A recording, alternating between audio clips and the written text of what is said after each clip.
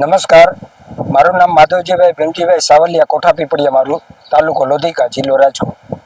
ગયા વર્ષે સાહેબ મારી વાડીએ મેં મારા વ્યક્તિગત જે મેં 2 પગનું રિપ્લેસમેન્ટ કર્યું ને, જોઈન્ટ બદલાવ્યા ને, તો બધાય અલગ અલગ શ્રદ્ધાથી, કોઈ દેવ દેવતાની શ્રદ્ધાથી, આપણે એને ઠેસ નથી પહોંચાડતા કે એની ઓલી નથી કરતા, પણ મેં એક એવું નક્કી કર્યું કે હું જો આમાં ઓકે થઈ જાઉં તો મારા સગા સંબંધીઓને બધાને મારે વાડીએ છે ને જમાડવા જ. પછી પ્લાન થઈ ગયો, દિવસ નક્કી થઈ ગયો, સમય ટૂંકો રહ્યો.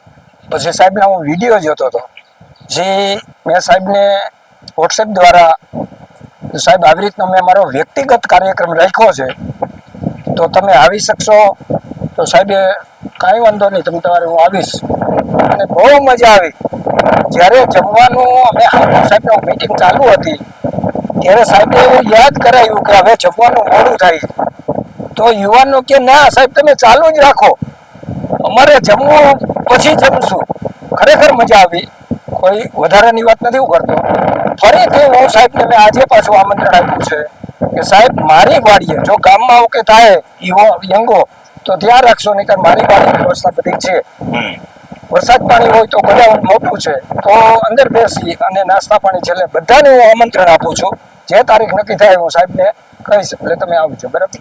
જો આવી રીતે કોઈ પણ કાંઈ પણ પોતાને ત્યાં ખેડૂતોને ભેગા કરી અને તાલીમ આપી કે કોઈ એવો પ્રસંગ હોય કે જેથી સ્પેશિયલ બીજો પ્રસંગ ન હોય અને કોઈ ખેડૂતોને માર્ગદર્શન જોઈતું હોય, તો આ ભાઈની જેમ મારા વિડીયો સાંભળીને મોબાઈલ નંબર મેળવવાના છે. હું કોઈને મોબાઈલ નંબર આપતો જ નથી. એ તો પહેલા તમારે મારી ક્વોલિટી શું છે, હું શું તાલીમ આપું છું, એનાથી તમારે પરિચિત થવાનું છે. એ પરિચિત થાવ તો તમને મૂલ્ય સમજાશે અને તો તમે બીજાને સમજાવી શકશો. એટલે પેલા વિડીયો જોઈને મોબાઈલ નંબર મેળવી લેવાના, જેવી રીતે માધવજીભાઈ મેળવાય એ રીતે. પછી તમારા સગા સંબંધી ભેગા થયા હોય, તમારા ગામમાં પ્રોગ્રામ રાખવો હોય કે યથાશક્તિ જે રીતે રાખવો હોય એ રીતે તમે પ્રોગ્રામનું આયોજન કરી શકો.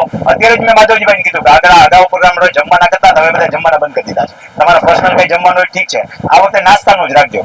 નાસ્તાનું હું તમને કોન્ટ્રીબ્યુશન આપીશ. ત્યારે માધવજીભાઈ કે ના એવી જરૂર નથી, પણ કોઈ જગ્યાએ આવી જરૂરિયાત હોય તો હું આપું છું અને એવી રીતે તમે આયોજન કરી શકો. પહેલી શરત એ કે મારા મોબાઈલ નંબર વિડીયો સાંભળીને મેળવવાના છે.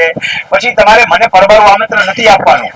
એ જે વર્ગ બેઠો છે ને એને પરિચિત કરાવવાનો છે. એના માટે તમારે જેને આમંત્રણ આપતો એનું વોટ્સએપ ગ્રુપ બનાવવાનું છે.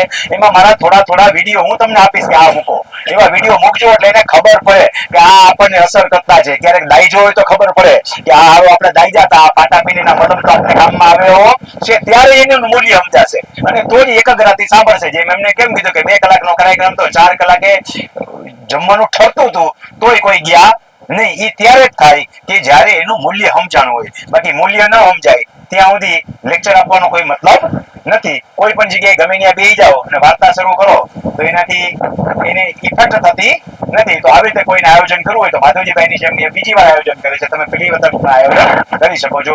મિનિમમ સભ્ય સંખ્યા રાજકોટની આજુબાજુની હોય તો 50-60 મિનિમમ હોવી જોઈએ. અહીંથી 100 કિલોમીટર 200 કિલોમીટર દૂર હોય તો 100-200 કિલોમીટરના હિસાબમાં સંખ્યા હોવી જોઈએ.